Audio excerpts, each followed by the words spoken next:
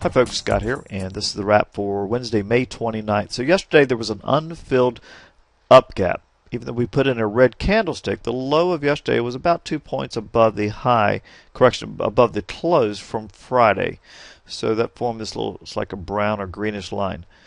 It was white as of yesterday because white means these are unfilled gaps, these white lines here. And today you can see the market's still going live. We have an unfilled down gap. So a little bit unusual situation to have an unfilled down gap that's preceded by an unfilled up gap. Now, I've got a busy afternoon, so I have to knock out this wrap right now about noon on Eastern time here. But I would say odds favor that this gap won't fill today.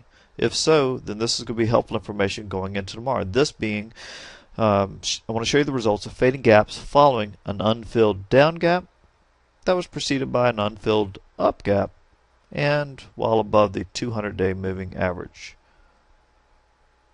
Fading gaps after an unfilled down gap preceded by an unfilled up gap above the 200-day moving average.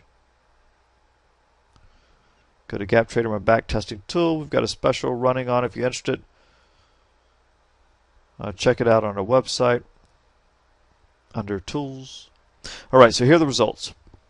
Happened 37 times, so not all that unusual. Odds favor a gap up the subsequent day, and using an end of the day stop, pretty good setup in both directions, though clearly you've made more money, you've got a bigger average win, and you have a higher win rate for buying down gaps. I guess the bullishness that caused the unfilled up gap 2 days ago, bulls still tend to be present, and they'll buy that down gap. That's using an end of the day stop, not something I recommend, but a good place to start your analysis. So I'll rerun these numbers and share the results with our members in the morning using an intraday stop, right? You could have some volatility that would probably reduce his win rate, but probably still an attractive setup for a gap down regardless. And a gap up, same scenario, probably still an attractive setup historically, but I'll share that with our members in the morning. So odds favor gap fill tomorrow, just like they did today, which hasn't happened yet. In fact, let's get to that. Let me show you. Let's see. We'll show the worksheet for today. Most indices gap down and open below the prior lows. So it was a 50-50 setup, right? This is the average of all 8 indices gap guides. 50-50 setup on decent sample size, 700 different trades historically considered by all our different systems across the 8 markets, and made a little bit of money. 1.22 profit factor means it's made about 22% more in profits and losses.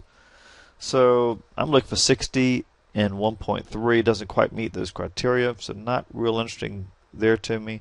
We did have some positive. Yesterday's unfilled up gap is a positive for down gaps in general. False down days, I'm not going to get into that. You can read the definition here. That's just neutral. And then down gaps after a 10-day moving average up straddle. That means we closed above the 10-day moving average after closing below it. Those have been positive historically. So a couple positives with neutral guides. So here's what my pre-market comments showed. Per last night's wrap, fading down gaps after an unfilled UH zone gap is generally a very good thing, as evidenced by this number here. And see, the concern today was the size of the gap. Large down gaps, in this case less than 1647, which we didn't quite open below, but we did open right at the 40% level if you used like for the ETFs, like the Spider, I believe. So still was a little bit of a concern. You can see the data really falls apart if the gap is large under these scenarios. So bottom line, neutral to weak guides, mostly positives for down gaps unless the gap was large, which we were very close to. I think we opened 1648, so not far from it. So as I said, per normal these gaps could fill, but based on similar historical setups over the past 10 years, there's no clear historical edge, so no fade for me. I'll wait for the range guys and take my cue from them. So let me show you the intraday price action. White lines where we open. A little bit of volume and volatility there. Sold off a little bit, then reversed. Looked like we were going to break higher, then we rolled over and melted down. The 15-minute range guide just didn't show anything. It was just pretty much dead neutral with a slight bias for the low side. But it wasn't enough for me to set up a trade.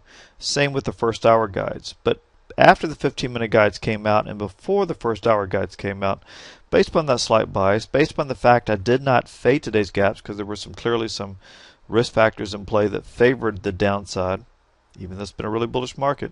Got to stick with my plan.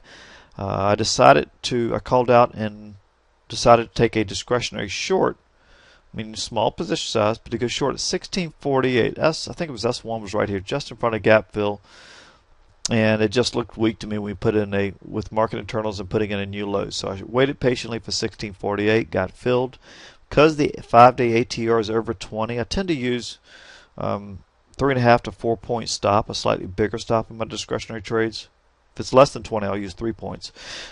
So I split the middle day, used a 3.5 point. That put it 2 ticks above the high. Went short, and kid you not, I was stopped out right there. 1651.75. My stop was at 1651.50. Stopped me by 1 tick before it rolled over, hit my first target for +2 at 1646, and my second target was 1640.25, and it has violated that quite a bit. I think it went to 1638 down here. I was looking for 1640.25 because there was a big confluence area down here, but nothing really in between. If you look at our price guides on our website, in fact, I'll show you what I'm talking about if you are interested in learning.